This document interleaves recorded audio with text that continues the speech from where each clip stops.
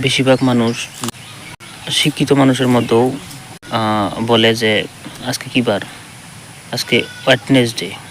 ওরা বলে যে আজকে বুধবার, ইংরেজিতে বলে আজকে ওয়েডনেসডে। আচ্ছা, আপনারা বলেন যে এটা কি কারেক্ট প্রোনাউন্সিয়েশন হইল, মানে উচ্চারণ হইল? এটা কিন্তু কারেক্ট প্রোনাউন্সিয়েশন না। এটা শুদ্ধতা হলো ওয়েডনেসডে।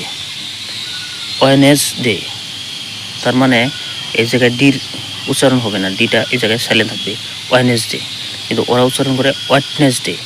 তাহলে ইংরেজির এতটুকু দুর্বলতা থাকলে বা সাধারণ জায়গায় যদি প্রোনাউন্সিয়েশন, শব্দর উচ্চারণ যদি ভুল হয়, তাহলে মানুষ কী ভাববে? গতিকে আজকে থেকে মনে রাখবেন, ওয়েডনেসডে না, এটা শুদ্ধ না। গ্রামার হিসাবে চলতে হবে, গ্রামার একটা নিয়ম নীতি, ওই হিসাবেই চলতে হবে। এটা কি? ওয়েডনেসডে।